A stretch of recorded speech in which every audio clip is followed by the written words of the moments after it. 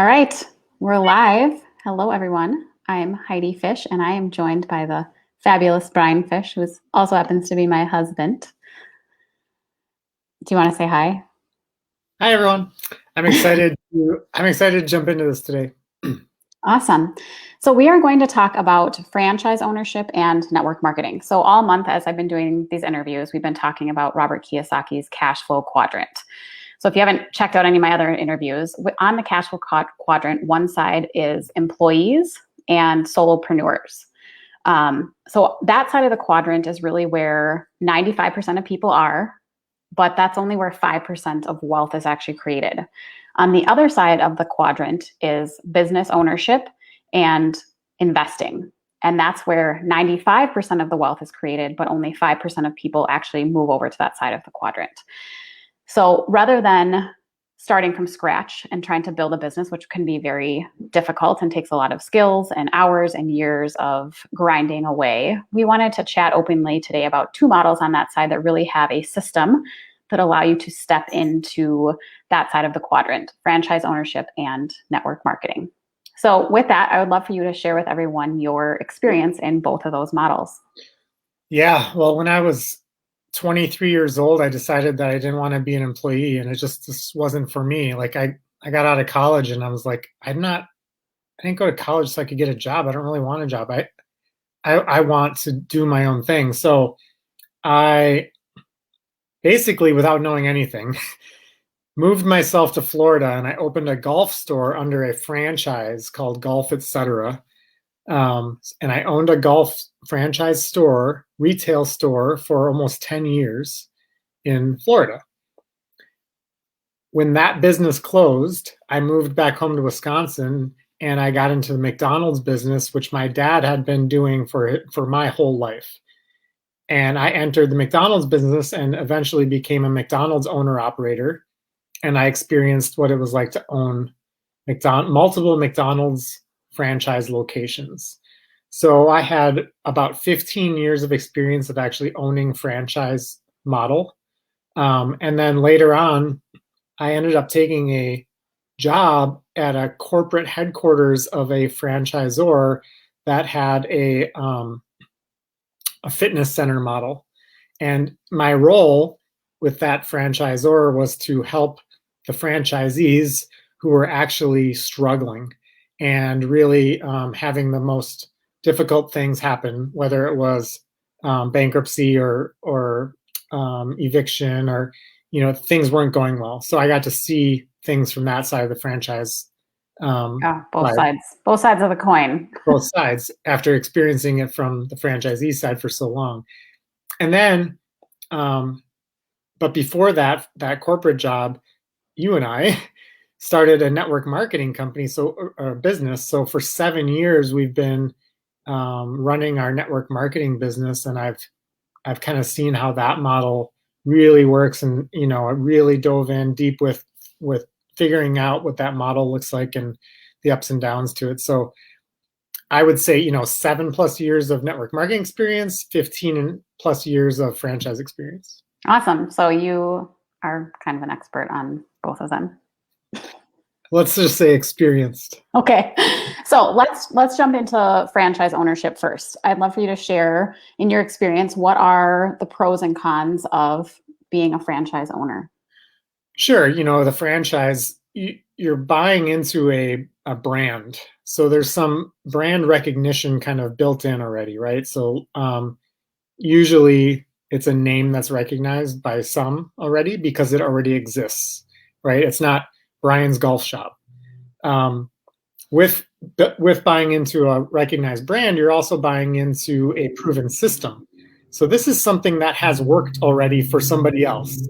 Otherwise, it would not have been franchised. So it was probably a upstart at one point. It did well, succeeded, multiplied, and other people bought into it. So there must be there's a track record of success. So that's what a lot of people buy into, is like, well, I know this must work.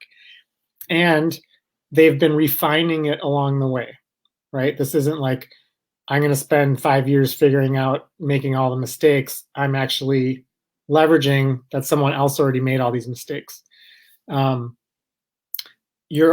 when you're in a franchise, you're also really leveraging an infrastructure that already exists. So by that I mean like a supply chain where like where you're going to order your products from or your supplies from because it's that infrastructure already exists. I don't have to go find my suppliers. Mhm. There's there's all this support from the corporate side because the corporate side wants you to succeed, so they're going to give you the tools. They also give you the consult where they're probably sending somebody out to help you. So there's some support there that's kind of built in. There's also a network of other people who own that same franchise who you can lean on for support as well. So that's like kind of all the upside of a franchise. Yeah, lots of great infrastructure for you to step into. So then what's the downside of a franchise? The simple answer to the downside is the risk. And there's risk in the way, mostly in finances. So there's always a down or upfront investment to enter a franchise, and to just get your store or whatever business open. So there's usually a significant investment and usually a significant loan that comes with that investment. So that's what I see as like the major con is that most people aren't financed. Now we have dogs barking, but we'll just power through it. Most people don't have that money, so they go borrow it, right? So now they owe a bank money. So now this business really has to work.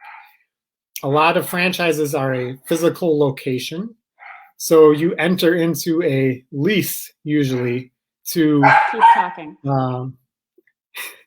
You enter into a lease where you owe a landlord rent every month. And that's a big, big risk too. So you owe a bank, you owe a landlord, and kind of the hidden risk is that you owe the corporate entity that you've joined. So when you start a franchise business, you are usually under contract with the franchisor, and you are obligated to them for a certain period of time. It might be 7 years, it might be 10 years, it might be 20 years, where you're kind of locked in and you're going to owe them. So you've got a bank, a landlord, and a corporate entity that you are almost obligated to. So that's really risky, and that's definitely a downside. One of the other downsides to a franchise is being tied to a physical location. If we're talking about a true like brick and mortar franchise model, so you may you have to have people physically walk into your front door to be a customer of yours. So that's I view as a downside. And the real downside that I experienced as a franchise owner is that I really felt like I bought myself a job. I had to work that business so hard, day in, day out. It was my life. And I think when people enter into business, they think they're going into like a freedom model. It's actually the opposite, where you really become tied to that business to make it work, and usually for a long period of time to get it off and running in a successful way. All right. Awesome. So you've got the infrastructure, but there's a lot of risk and a lot of man hours that have to go into a franchise. So let's shift over to network marketing. What do you see as the pros and cons of network marketing? It's funny because a lot of the pros of network marketing are the same pros as franchising, which is usually with a network marketing company, you are aligning yourself with a proven product or service that already works. Like it already has customers that are buying it because it works. It's a proven entity. With a network marketing company, you have the advantage of that infrastructure that I talked about, whether it's marketing or supply or delivery. Like the cool thing about network marketing is your product usually is delivered right to your customer's door, and you had nothing to do with like putting it in a box and sending it. So there's all this like infrastructure that just comes with it. So there's that, but the real upside to network marketing is the lack of all that risk that I talked about with franchising. There is no upfront usually, or a very, very minimal upfront financial investment when it Mhm. comes to network marketing. You literally are off and running probably for under $100 on day one. Yeah, Which and is, depending on what type of network marketing business you're doing, a lot of times you're redirecting money you're already spending. So it's not even new money, whether it's food or skincare, whatever that may be, you would already be spending it and you're then turning it into a business opportunity. sure. Um, so there's a lot of upside to network marketing. And Uh, what are the cons? What do you see as the, unless there was something else at another pro you well, I wanted think to that, I mean, that kind of covers the pros. I'm sure there's more, but the cons. Well, Um, actually, I will interject one other pro of network marketing is being able to leverage the power of growing a network and having that generate an income. So you can go beyond well, your brick and mortar and earn money while you sleep because you have this massive network of people all over the world consuming your products that you're getting an ROI on, whereas that's much harder to do with a franchise that's business. probably the best point is that there's usually a residual income aspect to network marketing where you make money while you sleep if you build a network big enough and the consumerism is happening because of the network you've created. You are making money residually well into the future because of what you built early on. There's a lot of like upfront work and then a potential of a really good backside reward. So that usually doesn't happen in a franchise model like Yeah. it does in network marketing. And I'll add to that residual income piece then allows you to step away when you need to or want to, which you can't do with a brick and mortar unless you want Yeah, them to take over for you if you have to go be with a family member for an illness or whatever it may be. when I had my golf store, if my mother had been sick with cancer, I would not have been able to leave my golf store. Yeah. So there's a harsh reality to that. Yeah. Okay. So let's talk about some of the cons of network marketing. The thing that I see as the biggest con in network marketing is the that you have to endure a loss of social esteem. What I mean by that is that people think you're weird. People think that it is weird, that the business model is weird. People will say it's a pyramid scheme. It's like all these misconceptions about the business or about what network marketing is. A pyramid scheme is an illegal like Ponzi scheme where you're using other people's money to pay other people, and it's like if that was the case in network marketing, these hundreds and hundreds of network marketing companies wouldn't be allowed to do business. So that's a fallacy, but it's something you have to deal with an objection of what people think about what you're doing. Mhm. So I kind of view that as the biggest con, but um, there is a con in not having an investment in the business. So what I mean by that is like to start our network marketing company, we didn't have to go borrow $100,000, right? We Mhm. just started it. It took us nothing. So we had no skin in the game. And when you have no skin in the game, you generally don't put blood, sweat, and tears into it because you don't really have anything to lose. Whereas if we had invested $100,000, we'd be like, oh my gosh, we got to do whatever it takes to make this business work. So what happens in network marketing is that a lot of people give up too soon when it gets hard They, because it's easy to give up because you're yeah, not really losing anything, right? they contact their mom and their sister and their 12 best friends and make $50 and then they say the model doesn't work. Yeah. So I think that's a con, and it's part of what gives network marketing sometimes a bad name is because a lot of people have experienced that thing that you just described Hmm. where it just didn't work. So then they don't believe in the system.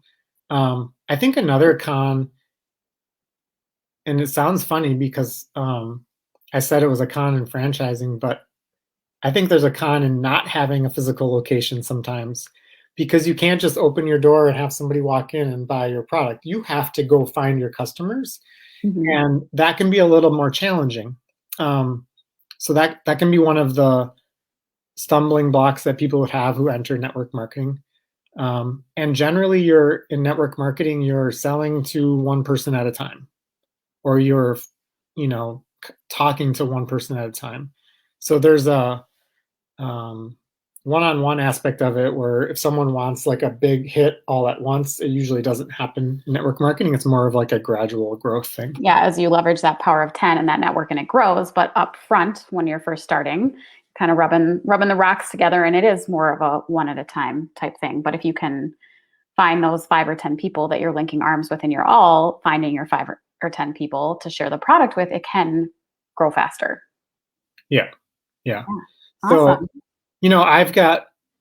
I have family that still is very successful in franchise business model. And, I see the value in the franchise model because I've experienced network marketing. I see the value in that too. And I love the fact that there's so much less risk in that endeavor. And if you can apply the right business standards and practices and ethics or Treat it like a business instead of a hobby. yeah, work ethic, it can be super. The other pro to network marketing is kind of a ceilingless income potential. Whereas with like a brick and mortar store, like I'm only going to have so many people walk in my door every day. But the residual aspect of network marketing and your ability to grow it to a limitless level is probably the biggest pro to network marketing. Yeah. Awesome. Well, I have also helped to franchise locations with their sales upfront also. So if anyone has any questions for Brian or I about franchisee, and if you're thinking about going into one and you have questions on whether it's a good opportunity and want to bounce ideas off of Brian and or I, definitely reach out. If you're curious about network marketing and you're looking at an opportunity, we obviously love the company that we're partnered with, but it has to be something that you're passionate about. And there are, with both franchise models and network marketing, there are stronger companies than others. So always be sure that you're vetting any opportunity that you're looking into, but just keep in mind that both of those systems allow you to step in, both of those models allow you to step into a system, but then leverage people and time and money so that you're not always linearly trading time or money for time for money. So if you have any questions, feel free to reach out to us. And Yeah. thank you so much for your time today, Brian. Sorry Yeah. about the dog barking. No, it was fun. I always entertain that conversation. If anybody wants to, bounce something off me, this is a topic that I really love talking about. All right. Enjoy the rest of your weekend, everyone.